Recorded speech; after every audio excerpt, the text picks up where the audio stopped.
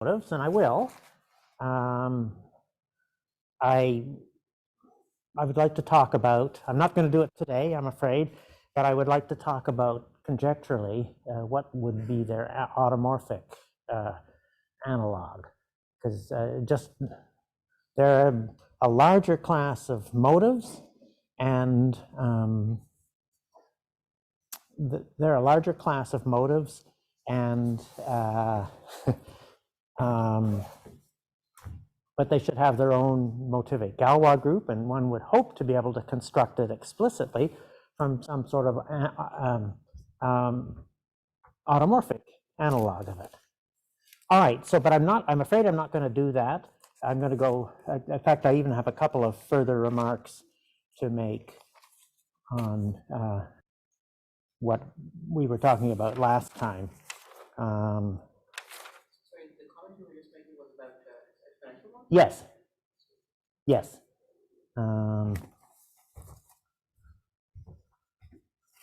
Okay, so just a couple of, I mean, what we were just talking about now.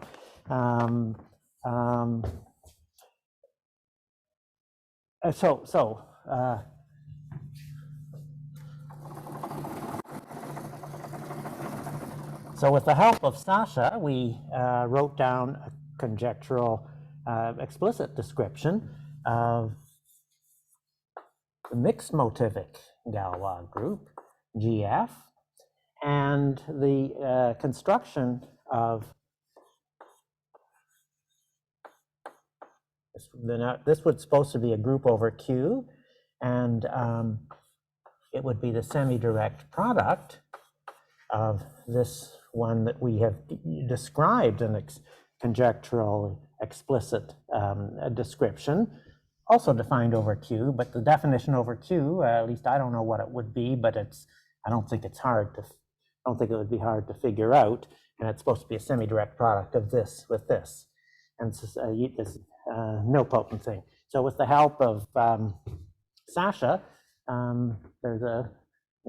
we can write down a formula for what this should be based on the Bailenson conjectures.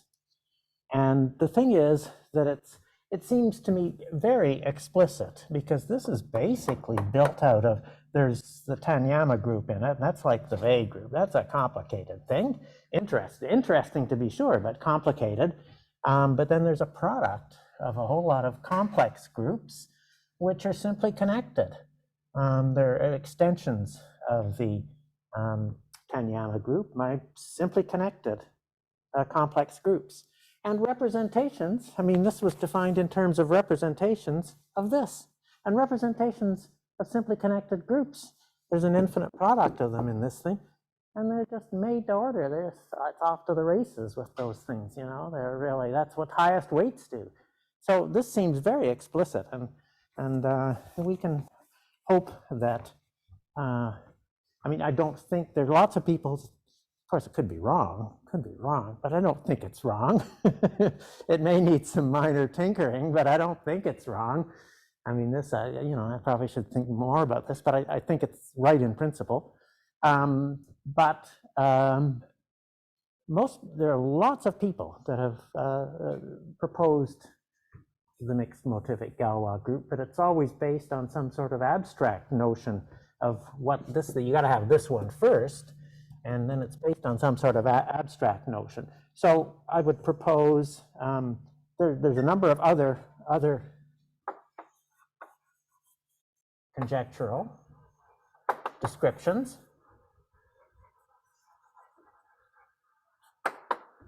of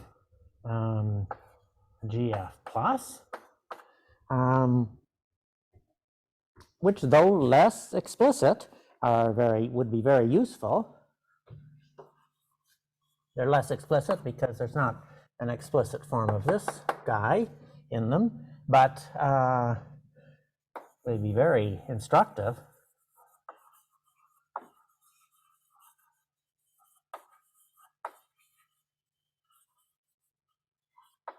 It'd be useful to very educational, I'm sure, to compare. I haven't done so, but to compare with the definition here of GF plus. And so what are they? I just want to mention them. Well, there's the conjectures of Bailenson, which I admitted last time that, and they seem very interesting, but I admitted last time I don't really have much of a grip on them at all, but Sasha does. And they in fact, they're more than just being something to compare with this. They go into this. And so that's certainly one of them. And I'll try to give a reference for each of these. So Sasha found the article by Nekovar called the Bailenson Conjectures. It was very helpful. It's in the 2-volume series at the AMS on motives, I think from 1991. And I'll get that with Sasha's help. I'll figure it out too. There's a little too much homological algebra in this for me to get a grip on it right away. So this was used for the properties of freeness in the extensions in the Lie algebra of this. The fact that it was enough to write down the Lie algebra of the derived algebra of NF. Now that's in the Bailenson conjectures. Okay, another one. And this was all the rage. Well, I don't know if that's quite the right thing, but it was a big breakthrough in perhaps 25 years ago, conjectures of Vojevodsky. And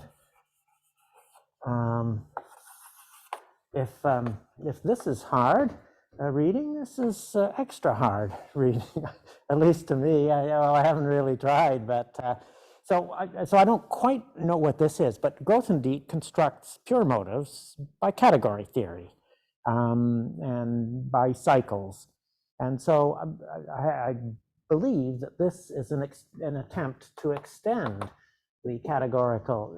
Bailenson doesn't quite do that. In fact, I don't think he really tries to define the mixed motivic Galois group. He just defines properties of it. But this seems to be categorical.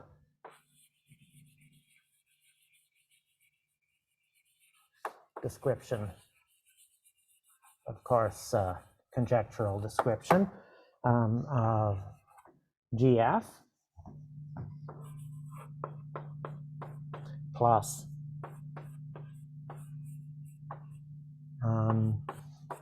which extend, well, I'm surmising that this is what they do, that they extend Grothendieck's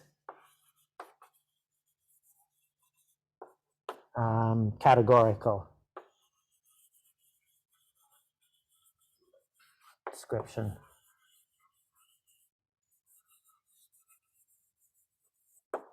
of GF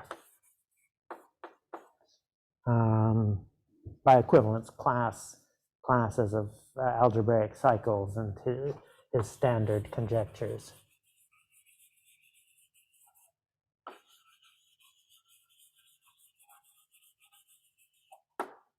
But then there's perverse sheaves in this, and there's triangulated categories and all kinds of things that delights that one could savor reading that. And I don't have a good reference for it.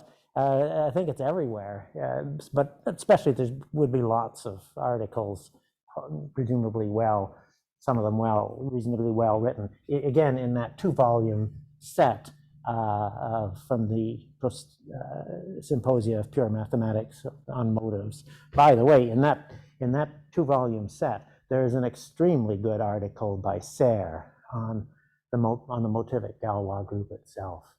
It was very, L-adic representations. I found it very instructive and very good. And there's something else. So where is this, where we say, Oh,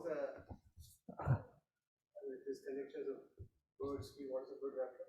oh, I don't have a good reference. They're everywhere. I mean, and I haven't. I mean, I could go looking and find one, but I think you'll find them. I mean, they're mentioned with some prominence in that article in the Bourbaki, the 929. Where is the Sayers article? It's in this 2-volume set, Symposia of Pure Mathematics, AMS, and I think it was a summer school in maybe Seattle, and I think it was in 1991, but the proceedings maybe are published in 1994. Yeah, two huge volumes. I mean, you need to have a reasonably large house to be able to store that and much else. Anyway, Sarah wrote, Sarah's article he's so clear. He's just got one on motives, I think, motives and L-adic representations. All right, third one.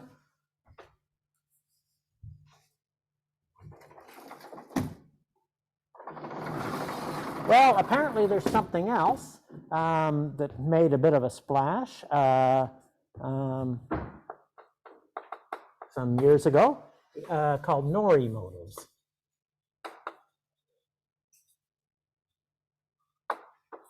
And this again, this is something else. I mean, a different conjectural description.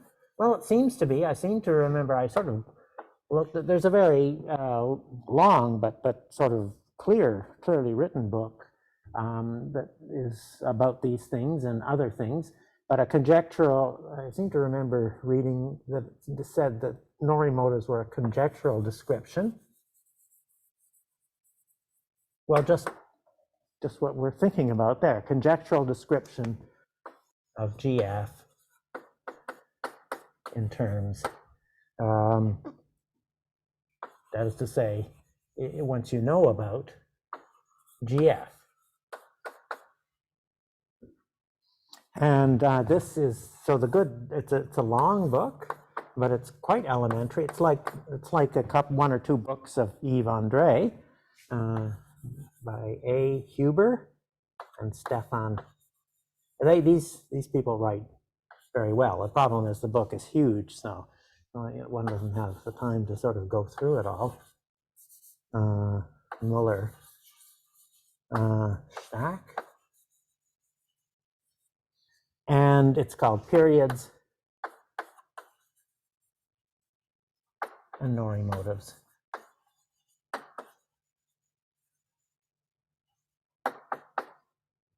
And then the fourth one is this, the one that I'm mentioning. I don't know if that's a dead end, but no, I think there's something there. So this is Chow motives.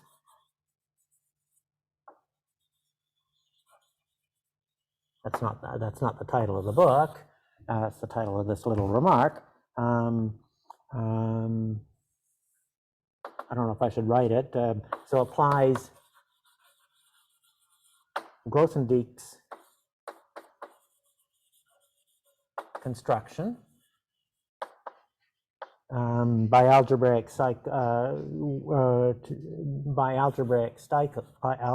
cycles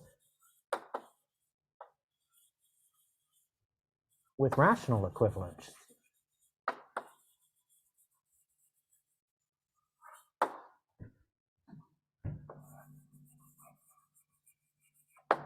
Rather than the weaker things that people always do to set up the theory of conjectural theory of pure motives, namely these weaker equivalence relations. There are two of them, but you get to choose which one you want to use because they're conjectured to be the same. So this is all conjectural. So rather than equivalence defined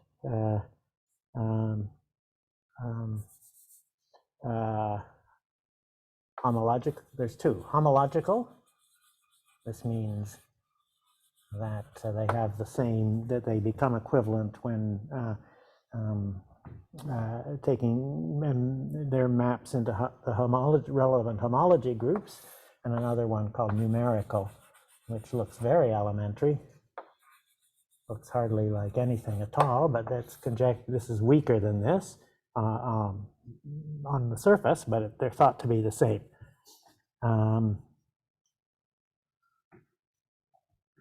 So these, rather than chronological or numerical equivalents. So I won't write it out, but I mean, what it does, at least Chow motives, there's a notion called an adequate equivalence relation on algebraic cycles. Adequate means that it's good enough to be able to construct morphisms out of algebraic cycles. That is to say, in every equivalence class, in whatever equivalence relation you're taking, in the equivalence class of algebraic cycles on a product of two varieties, there is always one representative of it, which actually allows you to define that cycle as a morphism from one variety to the other.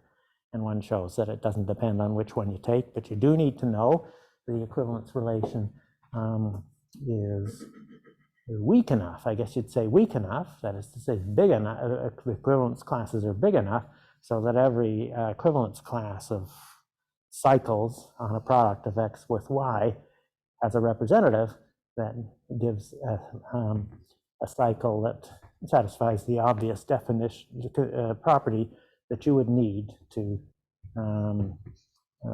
make a morphism out of it. What you're doing is you're extending for algebraic varieties, which have a very sparse set of, in this regard, very sparse set of morphisms between as a category. You're enlarging it, and you want to make it very large so you can make an abelian category, for example. Okay, so in any case, how's these, well, we talked about it before we started, and so I'll just mention that this is Yves André, Séminaire Bourbaki, 929. And it's about the work that has been done. Oh, so and it's about work of two people on these things. I mean, it looks quite provocative, as near as I can tell, quite interesting. But he remarks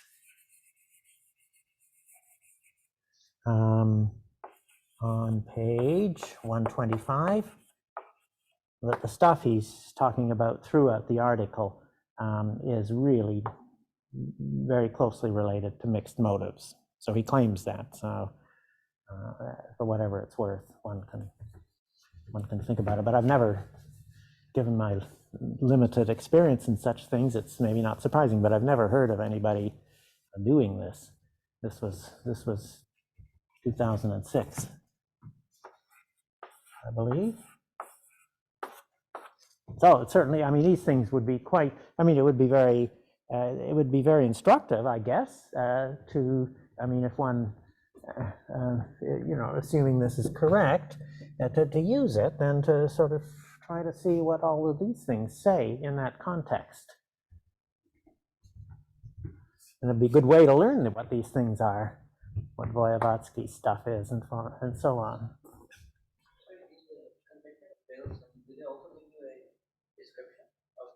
Well, they not quite. I would say, Sasha may correct me on this. We gave a description. I gave a description, except I'd left something out. I'd left out tensoring with a finite dimensional vector space that Sasha pointed out, which is in the conjectures of valence. And so I don't think he actually wrote down that description.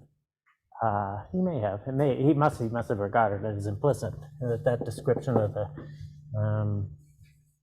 Did he write? Doesn't say anything about that. So So anyway, we wrote down that this, that the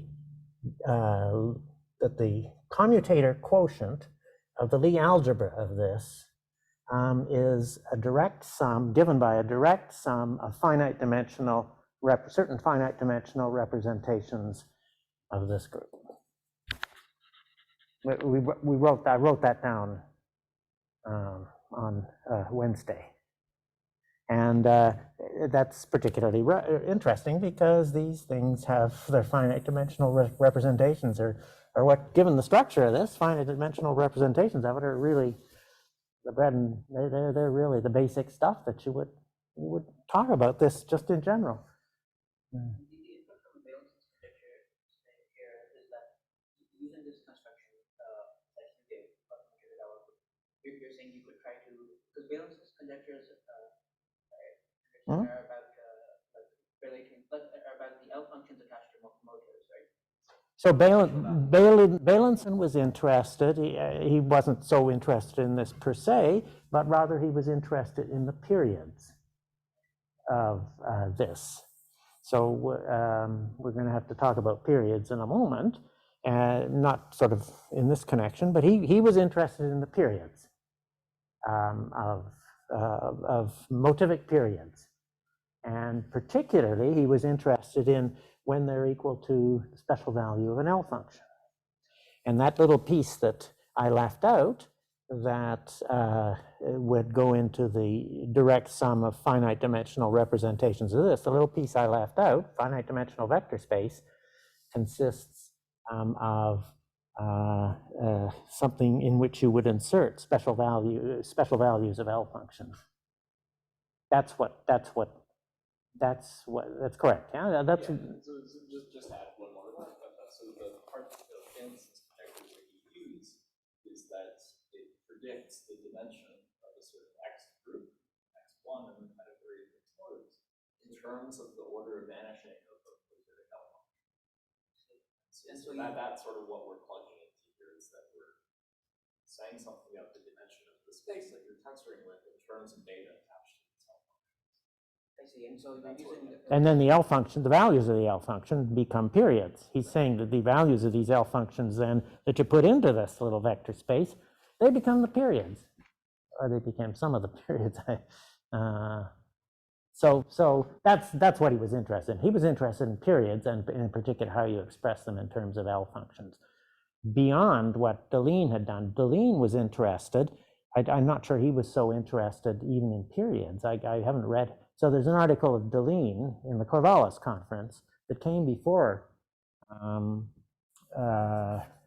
this, and it was an attempt to, or more than an attempt, it was a conjecture based on work of Shimura that said how you would generalize to any automorphic L function the identities like zeta of 2, I mentioned this last time, is pi squared over 6.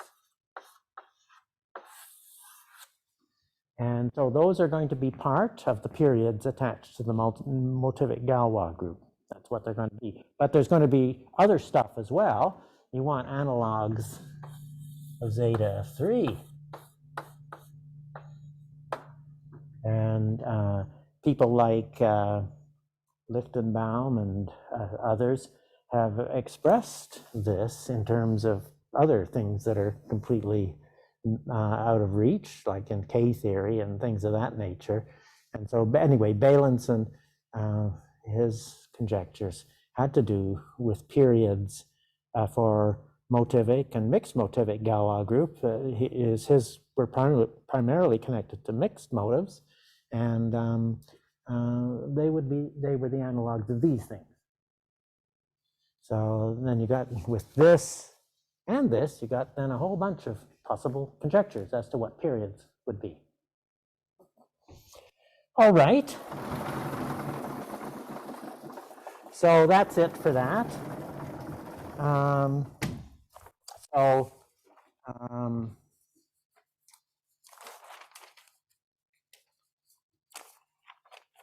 So now I want to talk, I'm afraid I'm going to have to do a little bit of an introduction to this, and I want to talk about exponential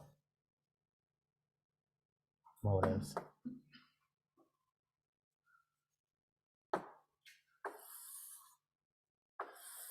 So there's a very good book. It's about to be published by two people, Freyson and Jawson,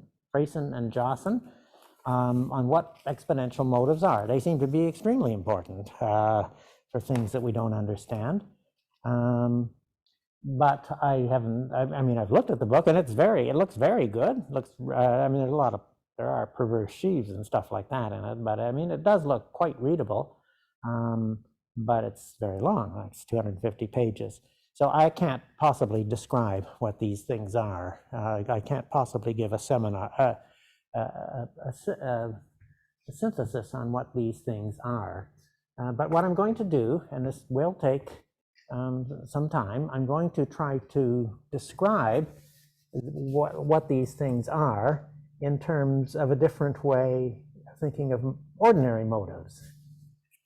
And so a different way, so this is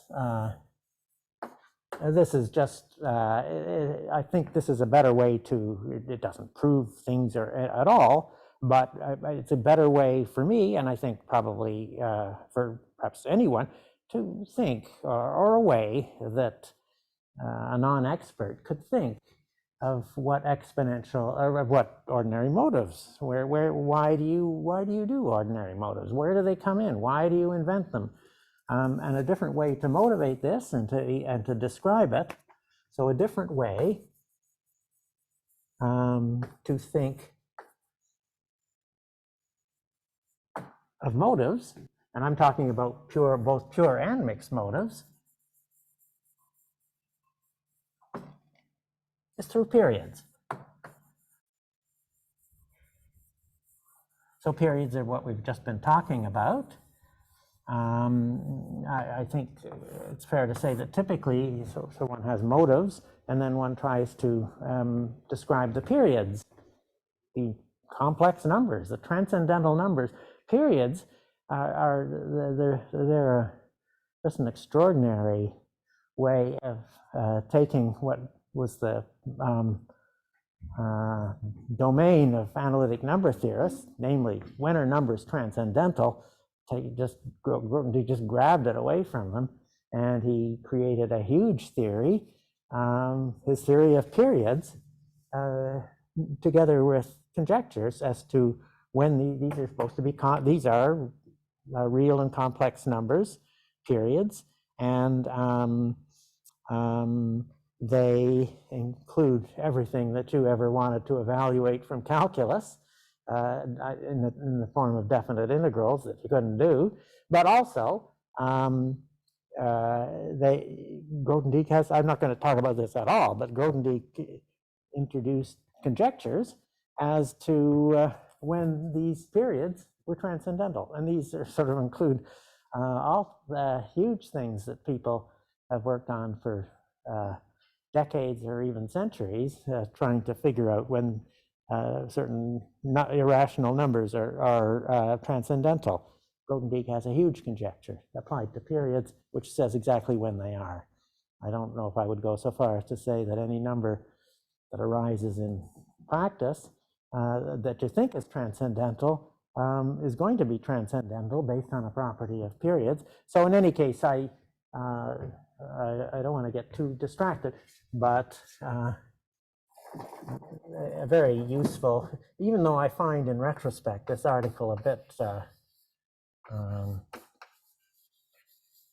I find it a bit hard to, there's stuff that just doesn't, somehow seems ill-defined and murky, but it's only a 13-page article, and it's called Motives,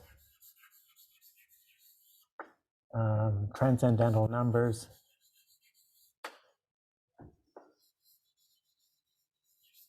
And maybe motivic Galois groups.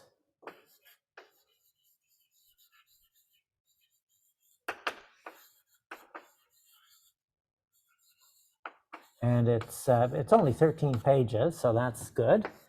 And it's readily accessible. You just look it up, and there's a PDF for it online. So Anyway, he explains the conjecture. Well, one of his main goals is to explain the conjecture of Grothendieck on how these things that you get through motives, conjectures as to when they give transcendental numbers and whether they're algebraically independent. I think he does that too. So that's really what he had his eye on. But in any case, I'm going to try to motivate and I'll do it for this first, for ordinary motives first, and then I can do it for exponential motives. I'm going to try to describe how you might start with periods, and then you would then use them to motivate why you want to introduce motives. And so to do that, I'm going to follow Kontsevich, and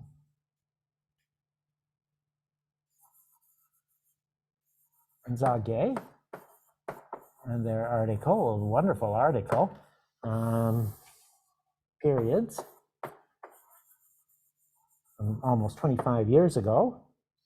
I say wonderful article, but there are parts, I mean, everything you look at, it seems just absolutely intriguing, but you look at it too closely and you say, what are they talking about? They've left stuff out, they're not explaining quite what they're doing. Was that your impression? There's a lot of the examples and computations there that they just very. You have to already know what they are to be able to get something out of it. Anyway, but there's a lot of stuff in it that's very good. So in any case, so right at the beginning, first thing they do is, I'm not going to write it down, but I quoted it when I gave the talk, and they say what a period is.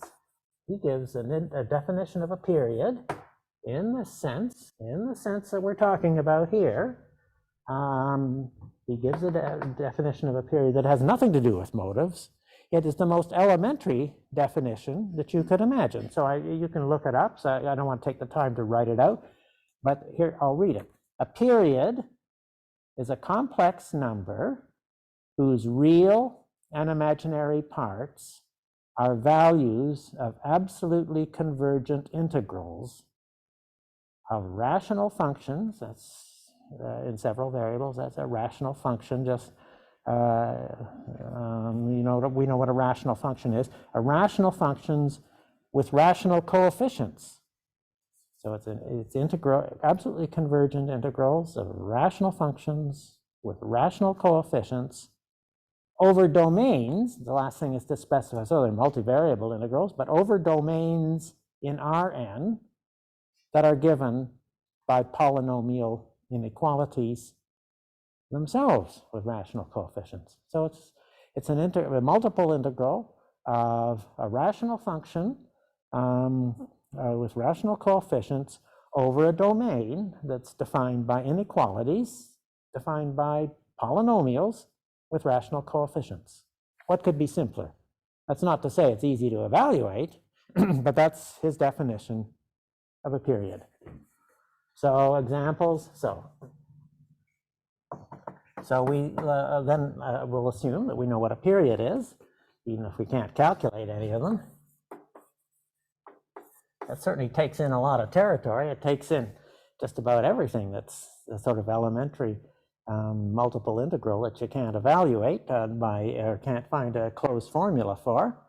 So there are lots of examples. Any algebraic number, obviously. Alpha, what else? Pi, they explain why pi is one of these things. Special values of the gamma function. Gamma of p over q. I think you have to take it to the qth power to get a period. And this would be for p and q rational numbers, and with the understanding that p over q is not a negative integer. And they, I guess, explain why that's true. Log q,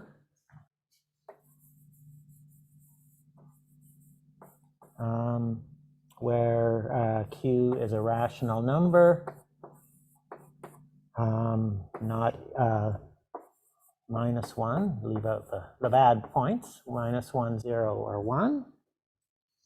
Zeta values, so what we've just been talking about.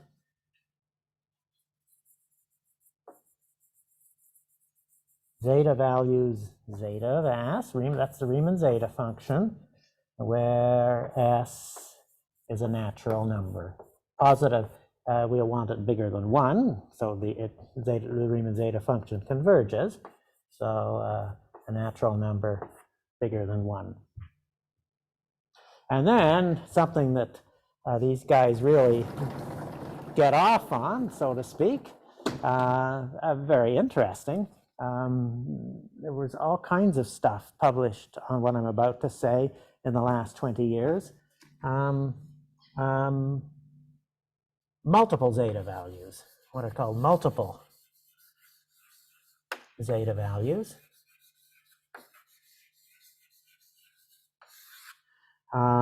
Zeta of many variables. Well, they're not really variables. They're supposed to be positive integers as well, bigger than 1. Zeta of S, in which, well, they're defined by a multiple kind of zeta function, 0, less than n1, less than, I think it's, I've written less than for all of these things. I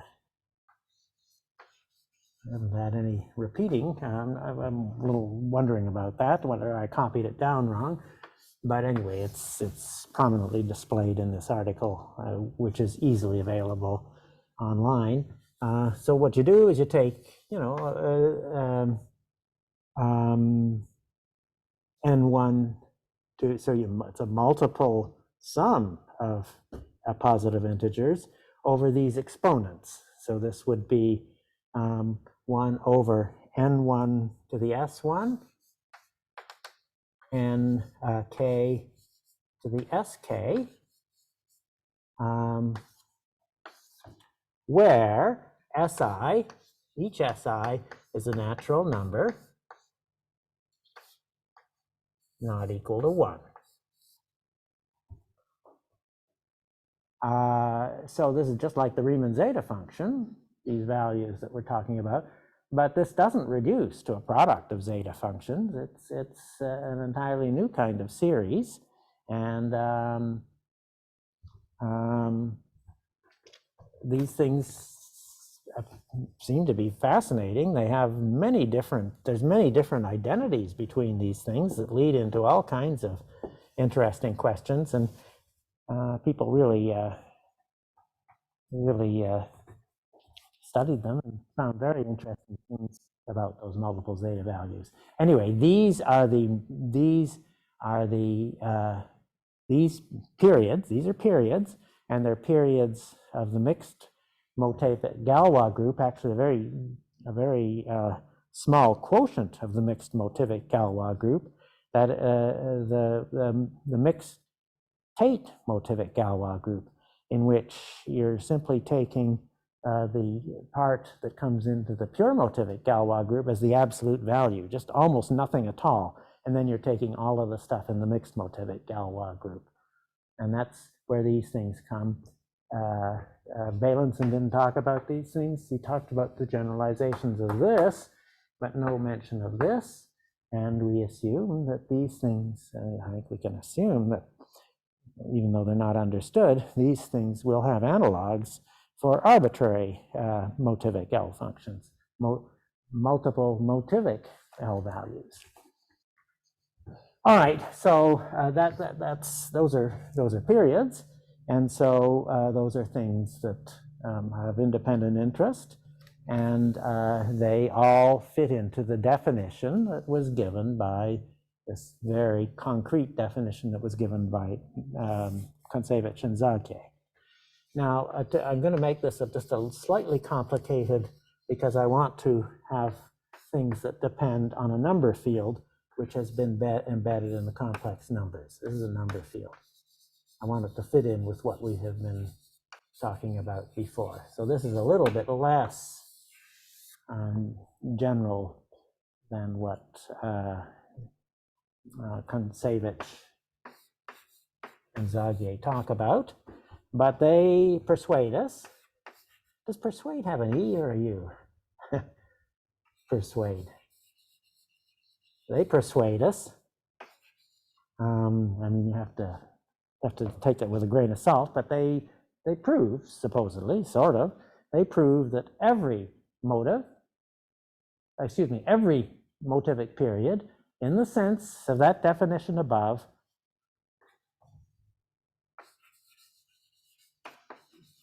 so that all periods, so I'm talking about periods over F. So that's slightly smaller. If you prefer, you can just think of periods as defined up there, and those would be periods over Q. I'll remark on that later.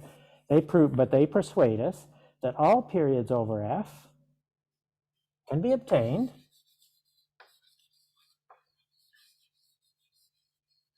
in a much more rigid way, not just any integral, but they can all be, perhaps it's a heuristic argument, but they sort of persuade us that all periods can be obtained by the comparison.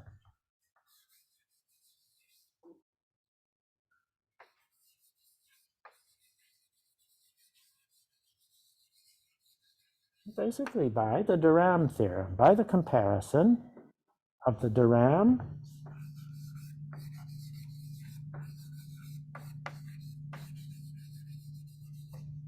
and Betti cohomologies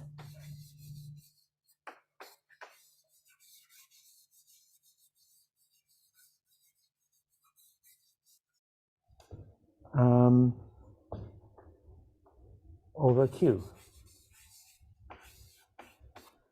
And what do I mean by that? That is,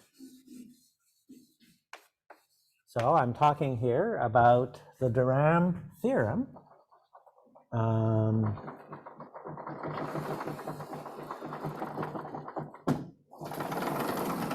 I'm talking about the familiar de Rham theorem.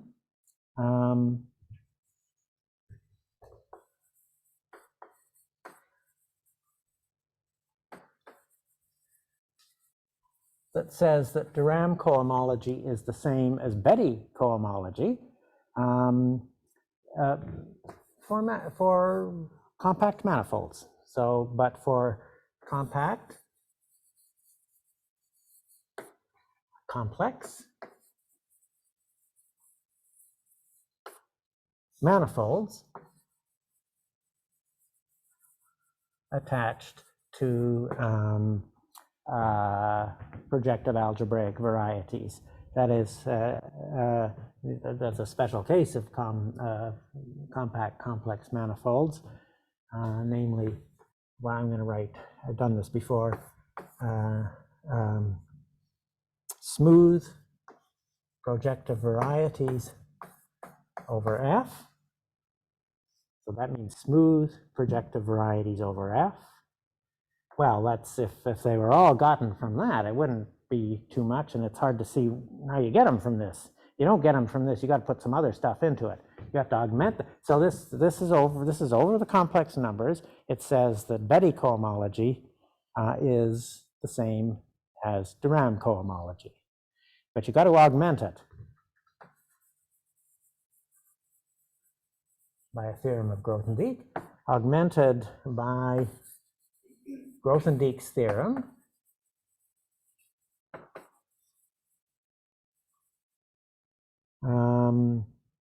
That de Rham cohomology.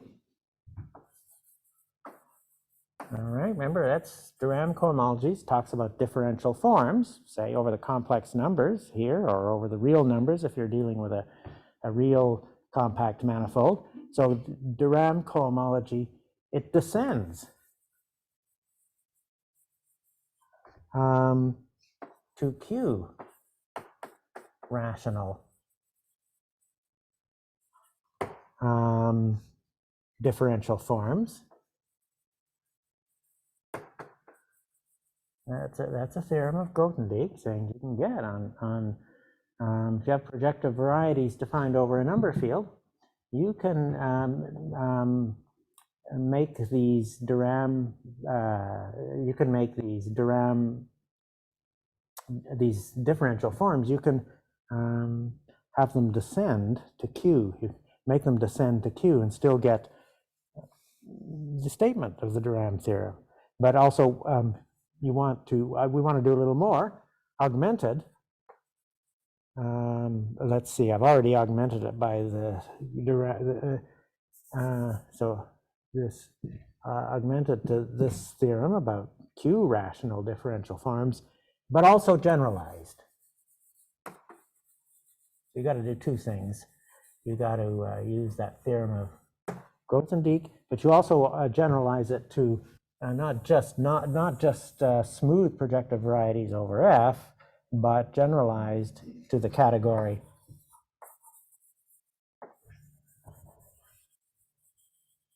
of all varieties, not just smooth projective varieties, but all varieties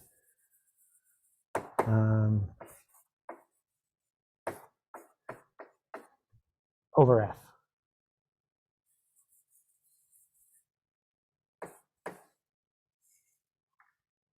Okay, so Grothendieck said this. He was just thinking about these. I don't know whether he thought of periods before thinking of this, but he could well have. And then he said, okay, well, and to make this work, we're going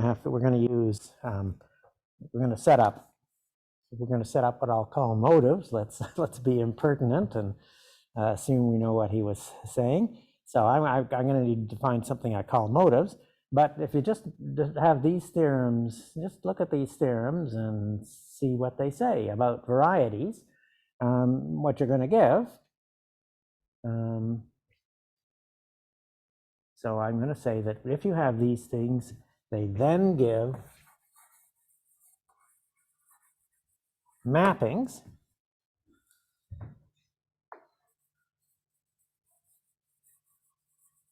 All right. So you've got the all varieties over F. And for each of those varieties, you can map them into vector spaces over Q in two different ways. You can take a Durham cohomology of a variety over F and then reduce it to its differential forms from C. F, by the way, F has to be embedded in C. We've done this before. You have to assume that F. Did I say that? I think. Oh, I said it. Okay. So we're really talking. These are like complex varieties with a number field there. But so what you do here is you map this into vector spaces here by taking the Betti cohomology. Betti cohomology, no matter what the variety is, complex variety, Betti cohomology of a complex variety can be defined with rational coefficients. Can be defined for any manifold with rational coefficients. So you have a map from Betti cohomology into vector spaces over Q, and you have, by this more elaborate theory of Grothendieck, you can also talk about the Durham cohomology that maps this to vector spaces over Q. Okay, so you've got two different maps of the attached to cohomology of a variety over F, and they take values because F's embedded in the complex numbers. They take values separately in vector spaces. Up here, you get for every one of these things, you get a vector space over Q, and for every one of these things, you get another vector space over Q. And these things are related. How should I say? These things are related, let's say, comma, together with, all right,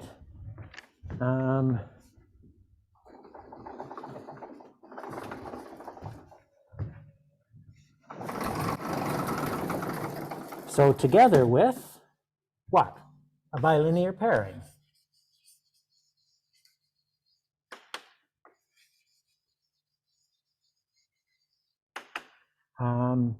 Between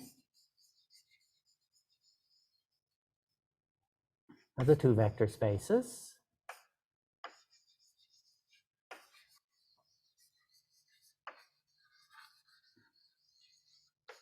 on the right. The two Q vector spaces, these are vector spaces over Q. So this Durham cohomology says that Betty cohomology, the Durham theorem says that Betty cohomology is, or Betty homology is dual to Durham cohomology. Or another, Betty homology is dual to Durham cohomology. In other words, the dual of Betty cohomology is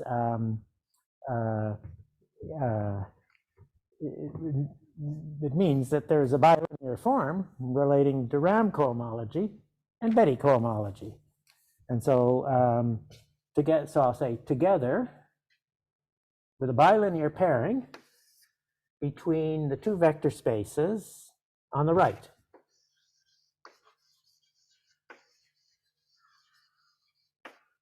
So far, so good. We've got these theorems of Grothendieck, and we're dealing with really elaborate varieties, non-singular, non-compact varieties over the complex numbers. But we do get a bilinear pairing between two rational vector spaces. The thing of it is, by taking the two kinds of cohomology and saying that you can do it over Q, you leave the pairing behind. The pairing doesn't come along with that. So this is a pairing with values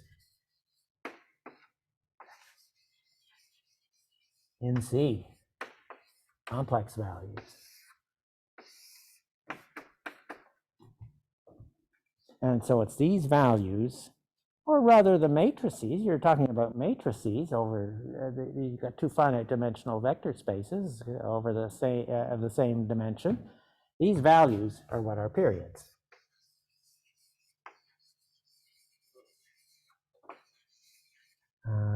Periods. So the individual matrix coefficients are the periods, and I guess you could call the matrices themselves period matrices.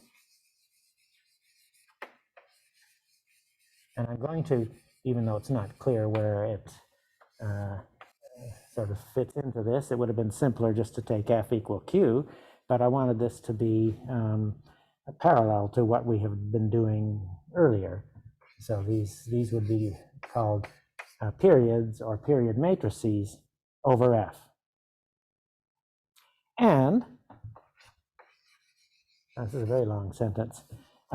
So this is a long sentence, and I'm claiming that the arguments, intuitive sometimes, heuristic arguments, but often with actual sort of descriptions in Kontsevich and Zagier, they tell us that every period that they get by that very general sort of concrete definition is one of these things. So in other words, every period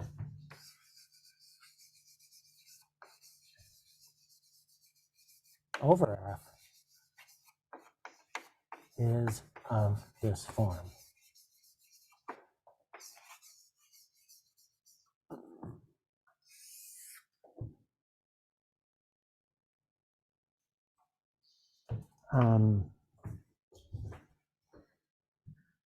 I'm going to have to stop here. So so this is what's in their article, and it's simpler if you don't have F. Just if you replace F by Q and don't even have it carried along, you get something that's a little larger. This is a little bit smaller in a sense that I'll explain next time. But I'm almost finished with this. Well, I'm going to have to then go through Grothendieck's reasoning to say that if you're given this, then you're given something. It hands you something much more, or something equally interesting and important: the idea of a motive or a mixed motive.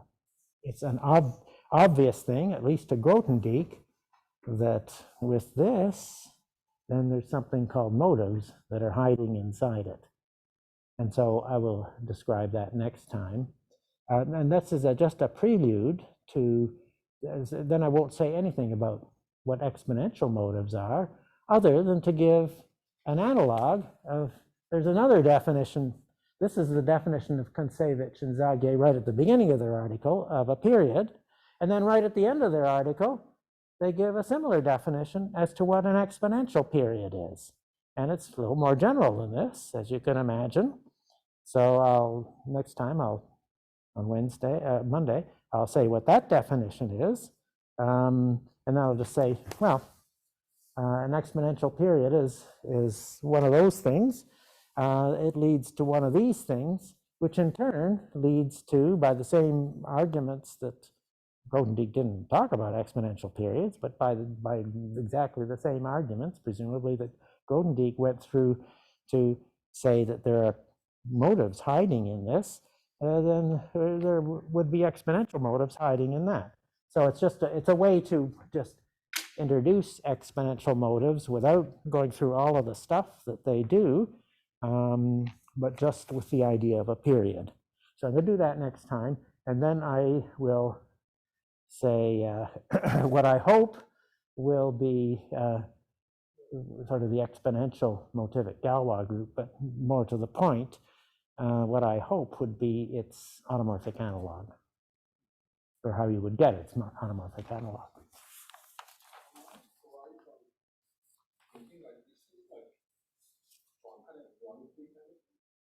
Yes, I think so.